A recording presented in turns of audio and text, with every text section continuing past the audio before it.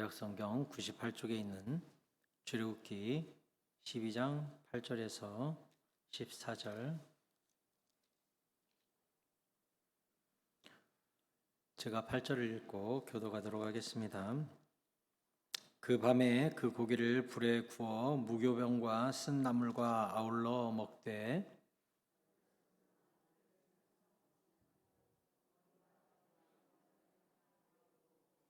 아침까지 남겨두지 말며 아침까지 남은 것은 곧 불사르라.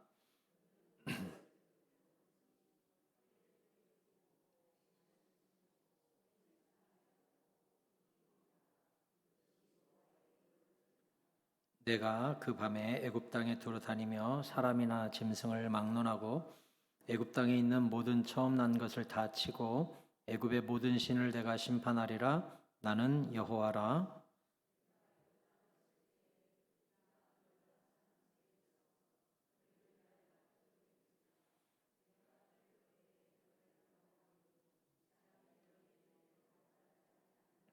같이 읽습니다. 너희는 이날을 기념하여 여호와의 절기를 삼아 영원한 규례로 대대로 지킬지니라. 아멘.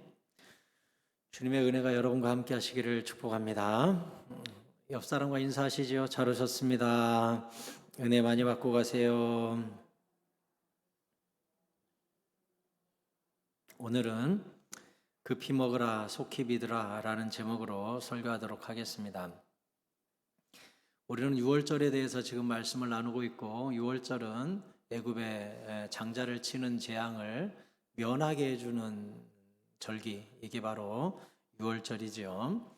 오늘 그 유월절을 어떻게 지켜야 되는지 그 내용을 주님께서 자세히 가르쳐 주셨는데, 8절에 그 밤에 그 고기를 불에 구워 무교병과 쓴 나물과 아울러 먹되 날것으로나 물에 삶아 먹지 말고 머리와 다리와 내장을 다 불에 구워 먹고 아침까지 남겨두지 말며 아침까지 남은 것은 곧 불사르라 했습니다.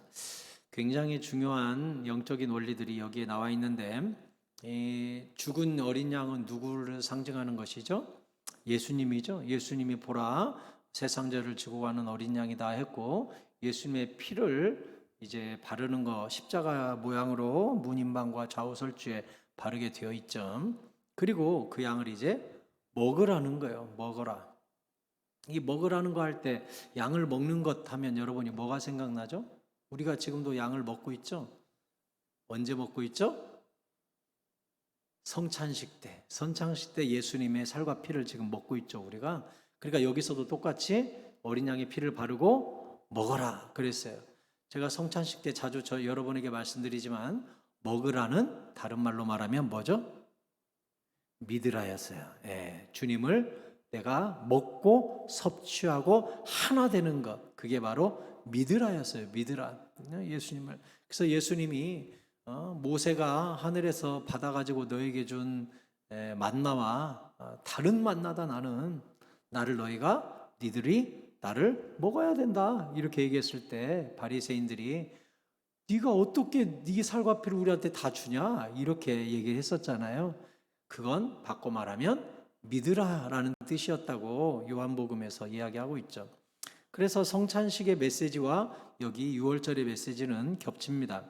마태복음 26장 26절에 보면 그들이 먹을 때 예수께서 떡을 가지사 축복하시고 떼어 제자들에게 주시며 이르시되 받아서 먹으라 이것은 내 몸이니라 하시고, 또 잔을 가지사 감사기도 하시고 그들에게 주시며 이르시되 이것을 다 너희가 이것을 마시라 이것은 죄 사함을 얻게 하려고 많은 사람을 위하여 흘리는 바 나의 피 곧 언약의 피니라. 아멘. 그래서 이 어린 양을 먹듯 예수님의 살과 피를 빵과 포도주를 베풀어 주시면서 먹어라 이렇게 얘기를 했습니다. 특별히 여기에서는 무교병을 먹어라 이렇게 돼 있죠. 무교병. 교자는 누룩 교자고 무는 없을 무자니까 누룩이 없는 병, 떡병자. 무교병은 누룩이 없는 떡, 누룩이 없는 빵. 이게 뭐예요? 반죽해서 부풀리지 말고 그냥 그대로 이스트 없이 그대로 불에다가 구워 먹는, 그러니까 우리로 치면 구운 호떡, 그렇게 생각하시면 됩니다. 호떡은 호떡인데 구운 호떡. 그러니까 터키나 이런 데 가면 반죽해가지고 굴뚝에다가 붙여가지고 구워 먹는 호떡 있죠. 구운 호떡. 터키들 다 가보셨잖아요. 저도 TV로만 봤는데 벽에 붙여서 구워 먹읍디다. 이렇게 반죽해가지고 굴뚝 안쪽에 톡톡톡톡 붙여서 화덕에다가 구워 먹는 거. 이게 이제 무교병이에요. 그래서 예수님 영화 같은 거 우리가 보면 제자들한테 이거 떡 떼라 하면서 찢어 먹을 때 보면 이렇게 부푼 빵을 떼가지고 옆으로 넘기는 게 아니라 넓적 피자 도우 같이 생긴 거 있죠. 피자 도우 같이 생긴 거 그거 구워가지고 찢어서 옆에다가 넘기는 것을 볼 수가 있어요. 그걸 뭐라 그러냐? 무교병이라고 그래요. 그런데 왜 주님은 여기서 부풀어서 폭신폭신하고 맛있는 빵을 먹으라고 하지 않고 무교병을 먹으라고 했을까요? 그리고 또 물에 삶지 말고 구워 먹으라고 얘기했을까요? 무교병을 먹어라, 구워 먹어라. 그러면 우리가 공통점이 있죠? 부풀린 빵을 먹으려면 시간이 걸리죠. 이게 몇 시간이라도 둬야 부푸니까.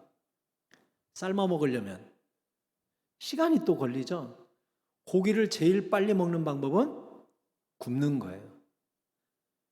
밀가루로 제일 빨리 뭔가를 만들어 먹는 건 그냥 넓적하게 해서 직화로 구워 먹는 거예요. 그러니까 밀가루든 고기든 지금 직화로 구워 먹어라. 이렇게 주님이 말씀하시는 이유는 뭐예요?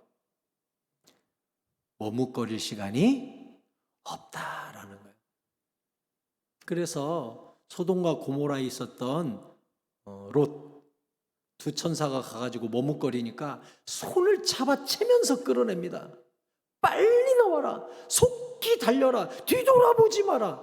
이게 다 뭐죠? 구원의 긴박성을 이야기하는 거예요. 그러니까 예수 믿기로 작정된 사람들의 특징이 뭐냐면 일순간 주님이 휘어잡아요. 망설일 틈도 없이 불이 임합니다. 제가 아는 사람 하나는 어떻게 예수 믿었습니까? 제자훈련 첫날 질문을 했는데 이분은 아내가 얼마나 교회를 다니는지 그렇게 아내를 미워했어요. 성경책도 많이 찍고 불태우고 많이 아내를 때렸대요. 근데 어느 날 또 아내가 없어져서 보니까 기도원에 갔더라는 거예요. 기도원에. 그래서 기도원에 가서 보니까 집회를 한다고 막 여기서 설교를 듣고 있는데 자기가 뒷문을 살짝 열고 봤더니 가운데 중간쯤에 아내가 딱 앉아 있더래요. 너는 오늘 죽었다. 너는 내가 오늘 요절을 낸다 하고 기도원 앞마당에 가서 담배 한 대를 쫙 폈대요. 이렇게 심정을 가라앉히면서 담배 한 대를 딱 폈대요. 그리고 담배 딱 끈 다음 넌 죽었어 하고서는 뒷문을 발로 팍 차고 팍팍 들어가서 이제 아내 머리 잡고 마당으로 던지려고 딱 갔는데 문 딱 열고 아내 옆으로 막 갔는데 앞에서 목사님이 뭐라고 딱 하는데 아내 뒷자리에 딱 앉았대요. 그래가지고 이제 틈만 나면 이 머리를 잡고 나가리라 하고 앞을 이렇게 보고 있는데 앞에 이 기도원 오신 부흥 강사가 회개하라 하는데 갑자기 그분한테 성령님이 임해버린 거죠. 회개하라 하니까 그냥 그 아내 뒤에서 머리채 잡으러 갔다가 거기서 온몸이 전기에 감전된 듯 거기서 팍 꼬꾸라져가지고 개구라지 패대기 친 것처럼 이렇게 돼가지고 거기서 밤새 울고 회개하고 아내한테 무릎 꿇고 싹싹 빌고 니네 하나님 진짜더라, 니네 하나님 살아있더라 하고서 그저부터 교회 나와가지고 제자훈련 받으러 왔다고 그러더라고요. 그래서 내가 제자훈련 첫날 얼마나 웃었든지 그날 머리끄댕이 잡았더라면 자기는 아마 하나님이 쳐서 죽였을 거라고 자기가 그러더라고요. 목사님, 제가 머리끄댕이 잡으러 갔는데 만약에 그날 잡았더라면 하나님이 나를 죽였을 거라고. 그 정도로 강력한 성령이 그날 임했는데 자기가 그냥 잘못한 것만 생각나고 주님께 그냥 펑펑펑펑펑펑 울었다는 거예요. 그래서 이 회개에 쓴물을 토하라고 여기에 또 먹어야 되는 게 뭐예요? 쓴나물을 먹으라 그래. 쓴나물을 먹어라. 이게 바로 우리에게 말씀하는 회개죠. 고린도전서 5장 7절에 보면 너희는 누룩 없는 자인데 새 덩어리가 되기 위하여 묵은 누룩을 내버리라.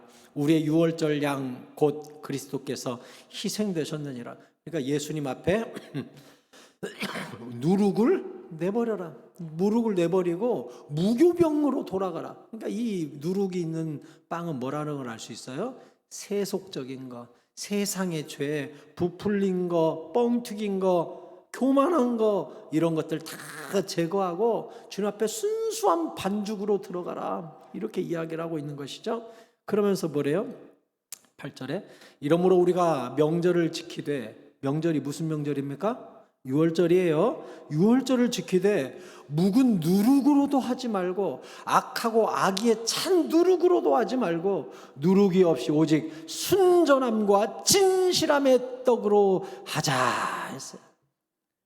그러니까 주님 앞에 유월절을 지킬 때, 예수 그리스도를 받아들일 때는 더러운 누룩, 옛 누룩, 옛사람, 옛 습관, 세상의 더러운 것들을 다 내던지고 아무 불순물도 섞이지 않은 순수한 밀가루로 그 명절 앞에 나아가서 예수 그리스도를 받아들이되 순전함과 진실함의 떡으로 주님께 나아가라는 거예요.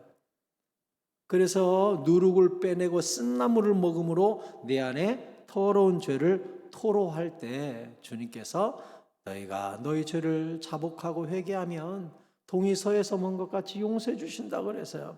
마태복음 4장 17절에 이때부터 예수께서 비로소 전파에 이르시되 회개하라 천국이 가까이 왔느니라 하시더라 했어요. 회개해야 돼요. 회개는요 띄엄띄엄 1절, 2절, 3절, 나중에 내일부터 5절, 6절 이렇게 하지 않아요. 여러분도 회개기도 해보셔서 알겠지만 주님의 택한 사람들은요 성령께 딱 붙들림 받으면요 그날 주님 앞에 모든 죄를 토하게 되어 있습니다. 그렇게 되어 있어요. 애든 어른이든 주님 처음 만날 날 반드시 성령이 임하시면 나오는 현상이 어떤 현상이냐? 홀리 스피릿, 거룩한 영, 성령이 내 안에 성전을 만드시고 성전 안으로 성령이 들어오는데 더러운 것이 같이 동행할 수 있겠어요? 같이 있을 수 있겠어요? 동거할 수 있겠어요?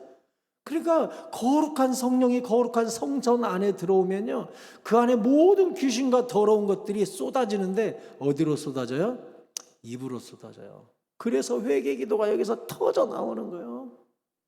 예수님 만나는 날 다 회개하는 이유가 성령이 맺기 때문에 그래요. 여러분, 내 평생에 나는 그렇게 뜨겁게 회개해 본 적이 없다? 오늘 그 회개하셔야 돼요. 주님께 은혜 달라고 해야 돼요. 성령이 가득히 임하면요 귀신이 쫓겨나듯 어둠이 쫓겨나듯 죄가 쏟아지게 돼 있어요. 내 평생에 나 그런 경험 없다? 큰일 나요 그거. 왜? 성령은 회개의 영이고 예수 그리스도께서도 회개하라 천국이 가까웠다. 천국이 여기 임하기 위해서는 회개하지 않으면 안 된다. 주님이 분명히 말씀하셨기 때문에 회개도 내 마음대로 안 되거든요. 회개가 안 되거든 주님 앞에 반드시 무릎 꿇고 뭐라고 기도해야 되냐? 주여 나에게 회개의 영을 부어주소서 해야 돼요.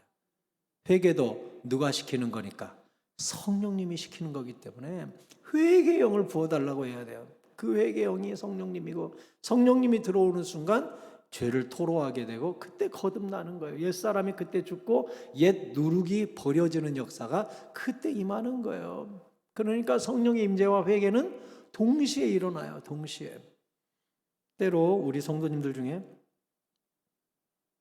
목사님 저는 성령을 못 받은 것 같아요. 그런데 내가 예수 믿으면서 죄인인 걸 깨닫고 눈물 뚝뚝 흘리면서 회개한 경험이 있다면 내 안에 성령이 없는 것 같아요가 아니에요. 그 회개 자체를 성령님이 하신 일이기 때문에 회개한 사람은 성령이 내 안에 성전을 지으시고 거하고 계신 거예요. 그러니까 내가 성령님과 동행하고 있는가라고 생각할 때 회개한 적이 있는가를 보면 알 수가 있습니다. 회개한 적이 있는가. 또한 주님은 11절에 너희는 그것을 이렇게 먹을지니 허리에 띠를 띠고 발에 신을 신고 손에 지팡이를 잡고 급히 먹으라. 이것이 여호와의 유월절이니라 했습니다.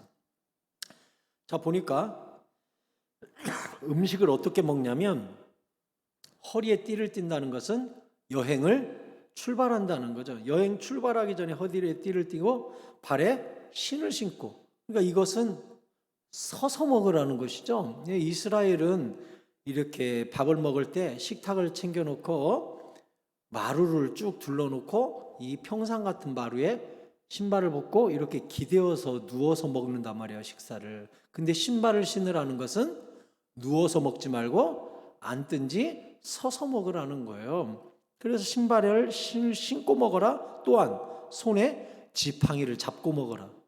지팡이를 잡았다는 건 뭐죠? 또 지금 당장 여행을 출발하러 나갈 채비를 다 마쳤다는 거죠. 그러니까 먼 길을 떠날 준비를 다 하고 먹어라. 여러분, 예수님을 믿는다는 것은요, 긴 여행을 떠나는 것과 같아요. 철로 역정. 이제 내가 살던 옛집을 싹 버리고 저 천국을 향하여 떠나는 긴 여정을 그날 출발하는 거예요. 예수 딱 믿는 순간 이제 새로운 길, 새로운 여정, 새로운 인생길이 열리는 거예요. 이제는 세상으로 가던 나의 발걸음이 유턴이 되어서 천국을 향하여, 영원한 땅을 향하여 이제 새로운 법과 새로운 동행자와 새로운 인도함을 따라서 옛사람을 버리고 나를 부정하고 날마다 나를 처복종시키면서 소돔과 고모라로 돌아가고 싶어 하는데 끌림을 부정하면서, 아까도 말씀드렸듯이 천사가 롯한테 뭐라고 그랬어요? 뒤돌아보지 마라, 뒤돌아보지 마라. 그게 바로 예수 믿는 거예요. 결국 롯의 처가 어떻게 됐어요? 뒤돌아봤죠. 그래서 어떻게 됐어요? 소금 기둥이 됐어요. 요즘 소금값 올라갔다는데 소금 기둥이 돼버렸어요. 소금 기둥이. 얼마나 불쌍해요. 얼마나 불쌍해. 탈출까지 했는데. 흔히 이 뒤돌아보는 게 우리에게 뭘로 나타나요? 이단으로 빠지는 사람. 예수 믿었다가 탕자처럼 세상으로 돌아가는 사람.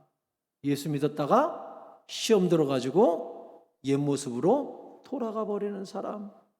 예수 잘못 믿은 사람. 대표적으로 예수 잘못 믿는 사람이 누군 줄 아십니까? 예수 믿으면 이 땅에서 대박 난다고 생각하고 교회 온 사람들. 예수 믿으면 무조건 합격하고, 예수 믿으면 병 낫고, 예수 믿으면 부자 되고, 예수 믿으면 집 사고, 예수 믿은 자녀들이 다 잘 되고, 그런 줄 알고 예수 믿으러 온 사람. 그랬다가 에이 아니네 하고 시험 든 사람. 여러분, 예수 믿으면 주님이 천국을 주십니다. 아멘. 우리가 구하고 찾고 두드리면 누가복음에서는 뭐라 그랬어요? 구하라 주실 것이요, 찾으라 찾을 것이요, 두드리라 열릴 것이니.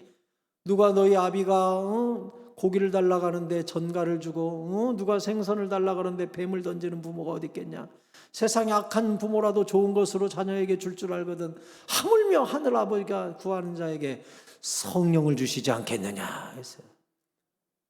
여러분, 왜 구하는 자에게, 빵을 달라고 하는 자에게, 생선을 달라고 하는 자에게, 고기를 달라고 하는 자에게 주님이 고기를 주거나 생선을 주시지 않고 성령을 주실까요? 왜 성령을 주십니까? 예수를 믿는다는 건 육적인 사람이 영적인 사람으로 달라진다는 것을 뜻해요. 처음에 교회 나올 때는 병 나으려고 왔어요. 그런데 기도하다가 예수 만나보니까 천국을 만나게 돼요. 그러니 이 땅에서 병들어 죽는 것이 아무렇지도 않게 돼버렸어요. 그래서 주님이 성령을 주시는 거예요. 처음에 돈 벌려고 교회 왔어요. 막 기도하고 사업 잘 되게 해달라고 막 간구를 했어요. 그런데 갑자기 성령 받고 예수를 만나고 천국이 열려버렸어요. 이 땅에 수천억 가지고도 살 수 없는 천국이 예수로 말미암아 거저 주어졌다는 사실을 딱 깨닫는 순간 갑자기 사업 성공해달라고 기도했던 내 기도가 초라해지고 부끄러워지는 거예요. 천국을 주셨는데 내가 이 땅에 10억 100억 달라고 기도하고 있었네.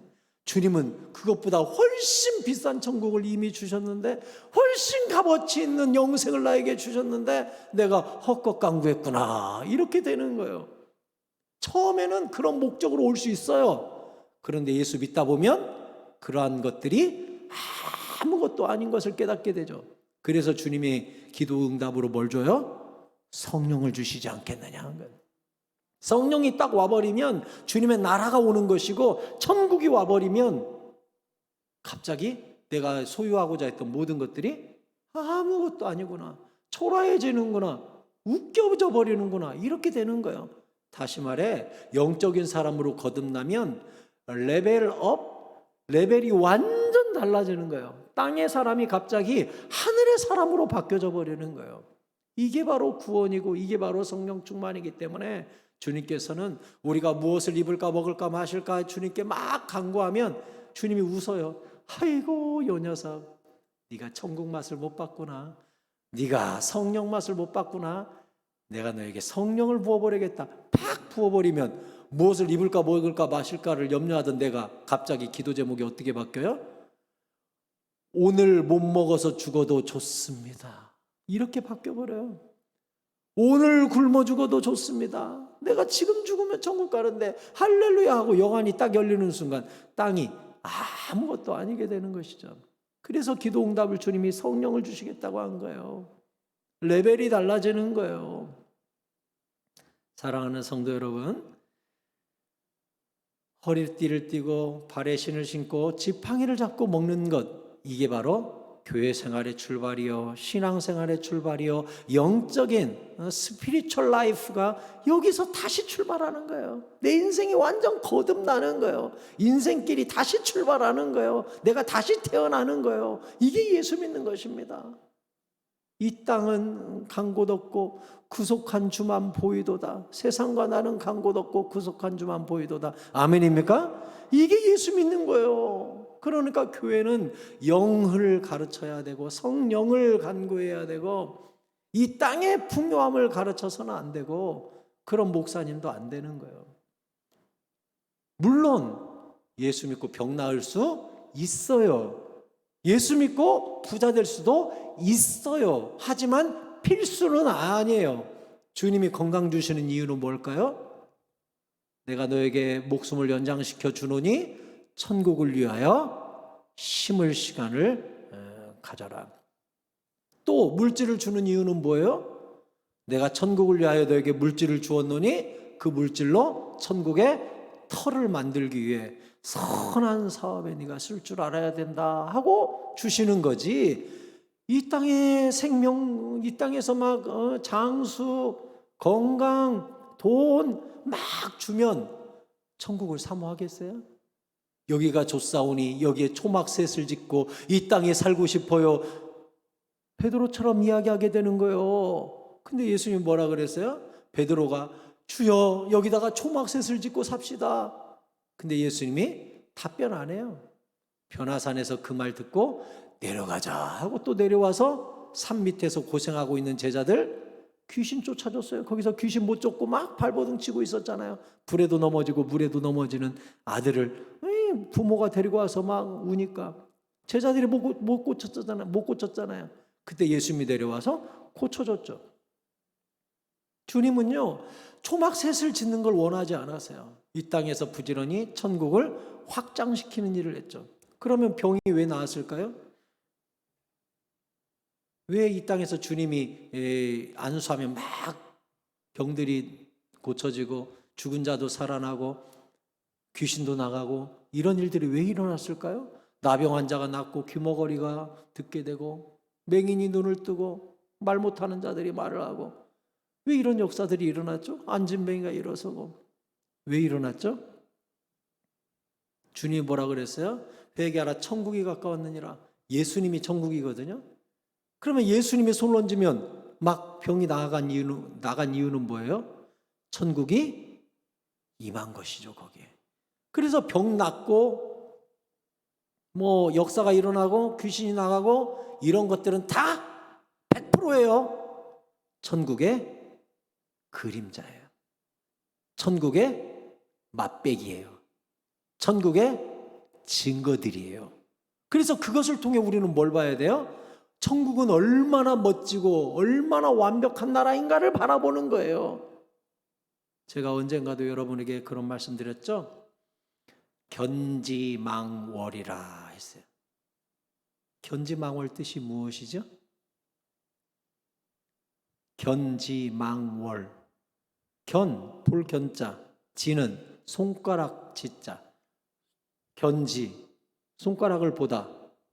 망월은 잊을 망자에 달월자예요. 할머니가 손주를 업어요. 옆에 업고 손주한테 그래요. 손주야, 달밤입니다. 보름달이 둥그렇게 떠 있는데 손가락을 가리키면서 저게 달이야. 그랬더니 손주는 할미 손가락을 보고 달이야. 이게 달이야. 할미가 달이라고. 달. 손주는 계속 이게 달이라 그래. 할미는 저 달을 가리키고 있는데 예수님이 이 땅에서 수많은 기적을 행하시면서 그 모든 기적들이 뭘 가리키고 있죠? 천국을 가리키고 있어요. 천국은 어둠이 없고 귀신도 없고 병도 없고 눈물도 없고 죽음도 없는 곳이라는 것을 예수님의 모든 이적이 천국만 가리키고 있어요. 근데 예수 어설프게 믿는 사람은 이 손가락 보면서 천국 하면서 이 땅에서 잘 되는 것, 부자 되는 것, 병 낫는 것 손가락을 보고 견지망월, 다른 쳐다볼 생각을 안 하고 손가락만 쳐다보고 있더라는 거예요. 오늘날 기독교인 중에도 견지망월 신도들이 너무나 많아요. 이 모든 이적을 통해 천국을 봐야 되는데 천국은 사모할 생각 안 하고 이 땅에서 어떻게든 잘 될 생각, 형통할 생각, 합격할 생각, 예수 믿으면은 잘 된다더라.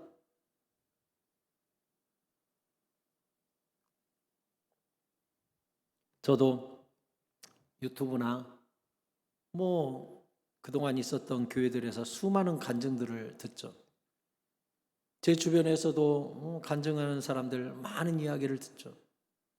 그 사람들의 대부분의 고백이 뭐예요? 예수 믿었더니 잘 되더라. 예수 믿으니 형통하더라. 예수 믿고 복 받았다. 이런 이야기 엄청 합니다. 거기서 멈춘다면 손가락 신앙. 손가락에서 멈춘 신앙이죠. 그런데 그 고백을 하면서 예를 들어 이렇게 말한다고 합시다. 주님이 이렇게 나를 위로하시고 안아주시고 눈물 닦아주시고 형통케 해주시고 복을 주시는 것이 이렇게 기쁜데 천국은 얼마나 더 좋을까요? 이 땅에 주신 것 가지고 나는 저 천국에 내 집을 짓는 재료로 부지런히 쓰려고 해요. 이렇게 한다면 100점짜리 간증이죠. 100점짜리 간증.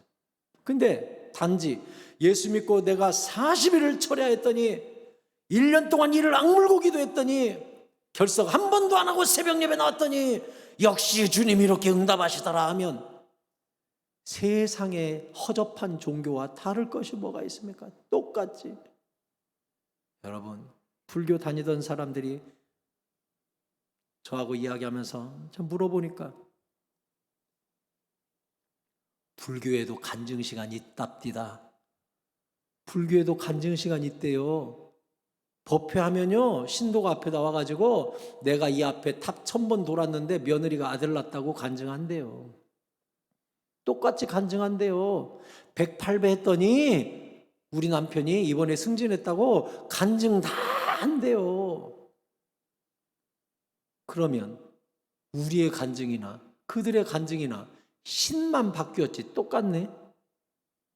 그러면 우리 레벨이 그들 레벨과 똑같은 허접한 종교가 되잖아요. 우리 기독교는 그런 기독교가 아니에요.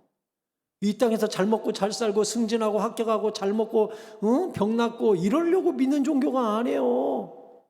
기독교는 살아계신 하나님을 만나고 성령 충만 받고 보이지 않는 세계가 열리고 천국 시민권을 받고 이 땅에서 굶어도 배고파도 성공하지 못해도 100번이 떨어져도 암 걸려도 웃으면서 죽고 예수 전하면서 죽고 잘 있거라 나는 간다 웃으면서 죽을 수 있는 종교가 기독교라는 사실입니다. 그게 예수 믿는 사람입니다.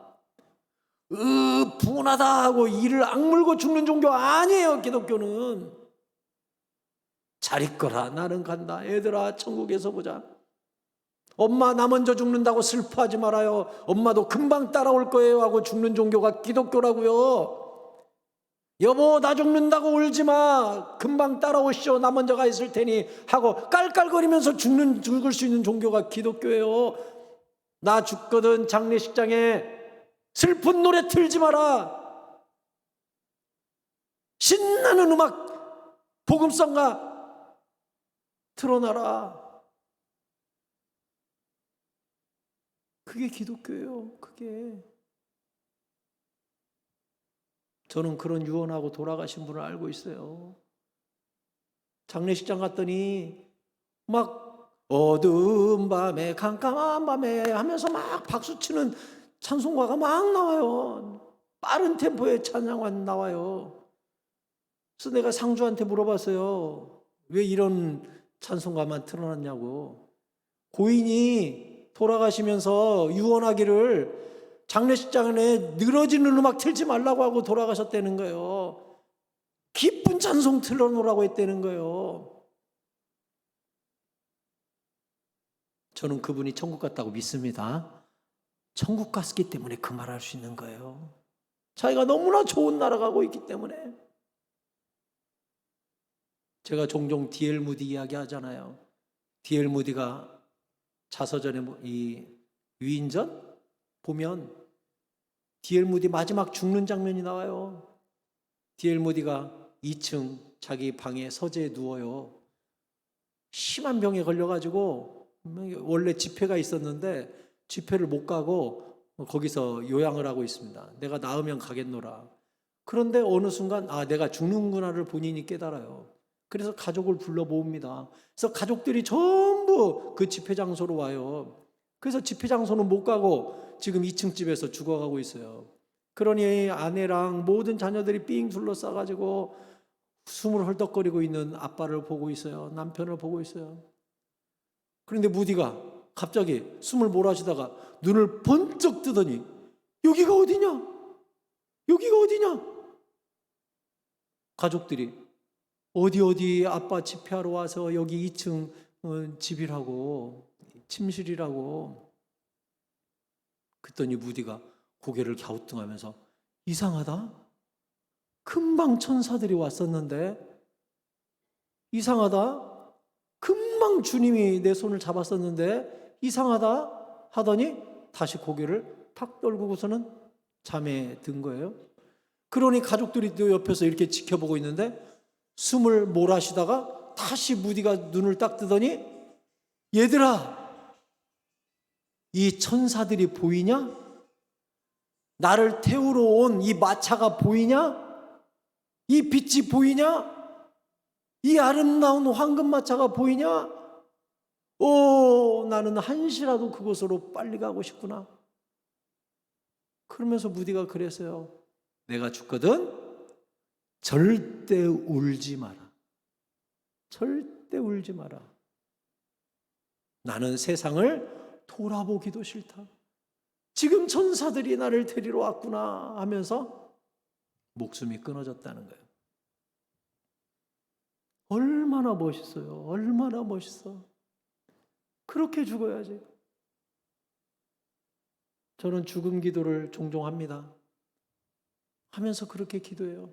주님, 나도 죽을 때 영안이 열려서 천국이 보이게 하시고 내 죽음을 보러 온 이들에게 천국을 실황중계하다가 죽게 해달라고. 나도 그렇게 좀 죽고 싶다고 그렇게 얘기를 해요. 임종순간에 영안이 열려서 천국 보면서 천국을 실황중계하다가 돌아가신 분들 종종 있습니다. 종종 있어요. 얼마나 멋있어요. 여러분, 다시 말씀드립니다. 예수를 믿는다는 것은 전혀 다른 라이프 스타일로, 전혀 다른 스피리추얼 웨이를 향하여 우리가 여행을 떠나는 것과 똑같고, 롯의 아내처럼 뒤돌아보거나 세상 것에 집착하거나 세상에 저급한 종교처럼 세상의 풍요를 따라가고 형통을 따라가는 게 아니라 예수를 위하여 받는 고난을 즐거워하고 내가 뺨 맞은 것만큼, 욕 먹은 것만큼, 침뱉음 받은 것만큼 저 천국에서 어마어마한 상이 있다는 것을 깨닫고 날마다 십자가를 지면서도 웃으면서 가는 것. 그래서 주님이 뭐라 그랬어요? 내 짐은 쉽고 가벼움이라. 아니, 내 십자가를 지고 나를 따라오너라. 내 멍에는 쉽고 가벼움이니라? 어떻게 쉽고 가벼워요? 영의 사람으로 거듭나면요, 육의 것들이 갑자기 가벼워져요. 시시해져요. 이 땅의 것들이 아무것도 아니고요, 목숨조차 시시해져요. 죽는 것도 아무것도 아니게 돼요. 그게 거듭난 사람의 증거예요. 그게 제대로 예수 만난 사람이요, 제대로 성령 충만 받은 사람이에요. 그 사람은요, 가벼워요. 세상이 가벼워. 걱정이 되지 않아요. 먼저 그의 나라와 의의를 구하고 이 모든 것을 구하기도 전에 아시는 하나님을 신뢰하면서 사는 거예요. 그러니 내 짐은 쉽고 가볍다라는 말이 알아지는 거죠. 아, 기도해 보니 알겠네. 성령 충만해 보니 알겠네. 주의 길을 가보니 알겠네. 정말 쉬운 길이었구나. 왜? 주님이 지어주시니까. 또 영의 사람이다 보니까 육은 아무것도 아니고 목숨조차 아무것도 아니니까. 여러분, 특별히 허리에 띠를 띠고 신을 신고 손에 지팡이를 잡고 급히 먹어라 하면서 구원은 절대로 미루거나 상상만 하거나 해서는 안 되고 속히 믿고 받아 먹고 해야 되는 거예요. 아까 앞에 9절에 뭐라 그랬습니까? 남은 것은 아침까지 두지 말고 모아다가 다 태워버리라 그랬습니다. 아니, 예수님이 어린 양인데, 어린 양 예수님을 상징하는 건데 아침까지 남겨두지 말고 태워버리라고? 이게 무슨 뜻인 줄 알아요? 혹자는 이렇게 주장하는 사람이 있어요.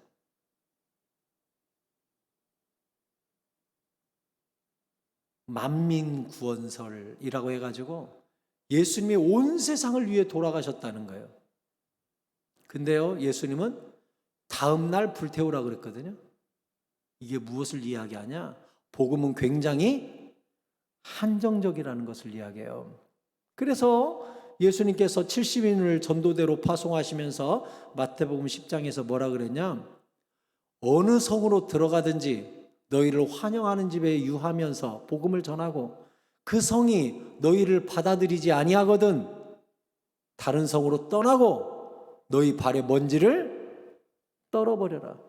이게 뭐예요? 복음의 한정성, 제한성을 보여주는 거예요. 거기서 어린 양의 남은 이 고기들을 막 구운 떡을 막 억지로 먹이면서 이게 아니에요. 안 받아들이면 끝나는 거예요. 발의 먼지를 딱 떨고 떠나라 그랬어요, 주님. 이게 복음이에요. 복음은 아주 무서워요. 결단하지 않으면 떠나요. 지나가요. 지옥에서도 수많은 사람들이 아마 그렇게 울부짖을걸요. 그때가 기회였구나. 그때 믿을 걸 하는 사람들이 지옥에 바글바글 할 겁니다. 주님은요, 아침 되면 태워버려요. 환영하지 않으면 떨어버려요, 먼지를. 주님은 딱 끊어버려요. 복음은요, 때가 있어요. 내일이 있을 거다? 아니요, 때가 있어요. 긴박해요. 긴박해. 제가 예전에도 한번 그런 말씀 드렸습니다만, 제가 제대하고 이제 막 교회 복학을 해서 중3 담임 선생님이 돼가지고 있었는데 청년부 수련회를 갔다고요. 저는 이제 막 제대했기 때문에 2월 마지막 주에 제대를 했고 그해 6월, 7월에 이렇게 청년부 수련회 가니까 교회 아이들하고 낯설었어요. 이름도 모르고 굉장히 낯설었어요. 그냥 교사만 됐을 뿐이지 아이들 이름만 알고 있었고 청년부 공동체에서 활발하게 활동하기 전이에요. 수련회 가야 된다 그래서 우리 형한테 끌려서 억지로 갔거든요. 그런데 거기 안수 집사님 아들 하나가 지금 이름이 입에서 튀어나올 뻔했어요. 승부욕이 얼마나 강한지 우리가 게임만 하면 막 욕을 하고 배구를 하면 욕을 하고 축구를 하면 못한다고 욕을 하고 얘는 만능 스포츠맨이야. 다 잘해. 군대는 아직 안 갔고 대학 2학년. 그래서 내가 그러지 마. 지든 이기든 교회잖아. 그래도 게임이라는 게 이겨야죠 하면서 얼마나 악착같이 하고 막 입이 그냥 욕을 달고 있어요. 교회 다닌다는 놈이. 모태신앙이라는 놈이. 그래서 내가 옆에 있는 청년 회장하고 이럴 거면 게임을 뭐하러 합니까? 저렇게 욕하고 어쩌고. 아유 유승모 선생 내버려둬요. 내버려둬요. 그때 성령님이 저를 팍 치는 거예요. 승보가 저 녀석한테 가서 복음을 전해라. 금방 제가 뭐라고 했는데 어떻게 복음을 전해요? 승보가 복음을 전해라. 모태신앙이니까 복음을 알지요. 성령님이 아무 말 안 하시더라고요. 청년부 수련회 마지막 날 대천해수욕장으로 갔었어요. 모래사장에서 막 배구하고 마지막 날 성령님이 또 나보고 승보가 저 녀석한테 가서 복음을 전해라. 성령님 모태신앙이에요 그놈. 그리고 나 안 친해요. 그리고 내가 혼만 냈는데 무슨 불러다가 복음을 전해요. 수련회가 끝났습니다. 저는 그 아이를 예배 시간에 보면 막 불편한 거예요. 저 녀석 예배는 드리고 있지만 돌아서면 또 맨날 욕하고 있겠지.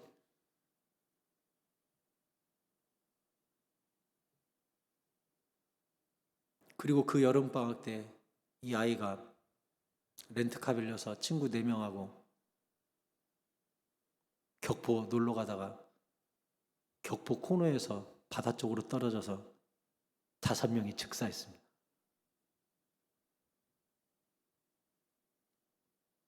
지금도 격포 가면 그 해안가 쪽으로 라운드 크게 진 도로 있거든요. 거기 지나갈 때마다 그놈 생각이 나요. 거기서 그대로 밑으로 점프해가지고 5명이 즉사를 했습니다.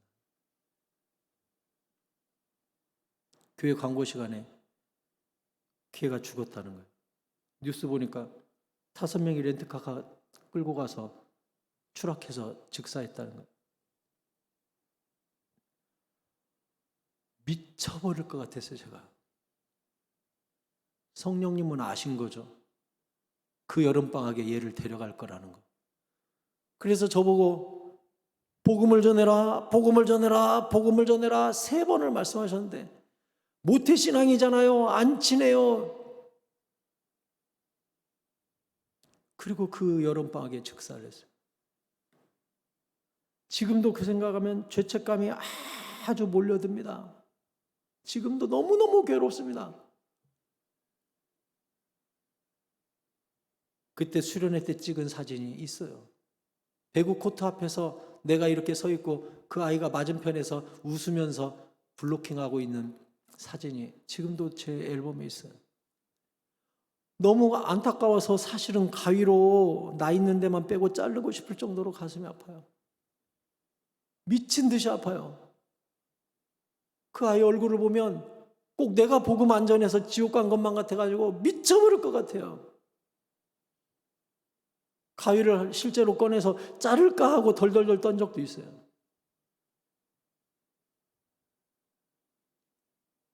오늘 6월절이 우리에게 무엇을 가르쳐줘요? 복음의 긴박성을 가르쳐줘요. 지금 떠나라. 지금 지팡이를 잡으라. 지금 신을 신으라. 지금 허리에 띠를 띠라. 급히 먹으라. 급히 급히 떠나야 된다. 이게 6월절이 우리에게 주는 교훈이에요. 여러분, 예수를 믿는다는 것은 어설프게 믿는 게 아니에요. 나의 삶을 통째로 부정하고 이제 말씀을 따라, 성령을 따라, 복음을 따라, 주님의 인도함을 따라 가기로 결단하는 삶이 예수 믿는다는 거예요. 예수를 먹는다는 것은 그냥 되는 일이 아니에요. 내 인생을 통째로 뒤집는 것이라고요.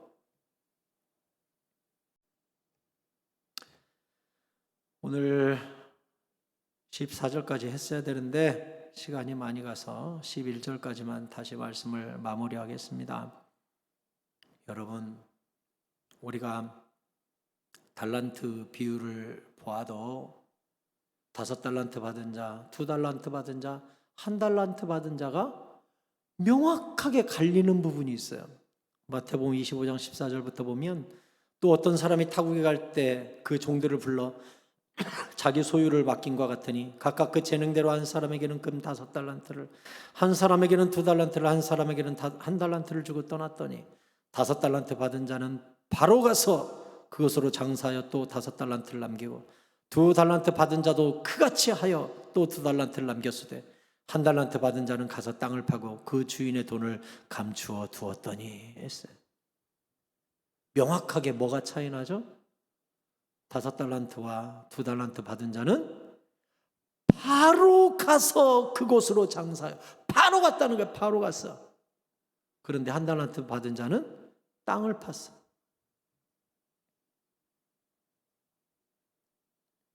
주님께서 쓰시는 사람이 어떤 사람인 줄 알아요?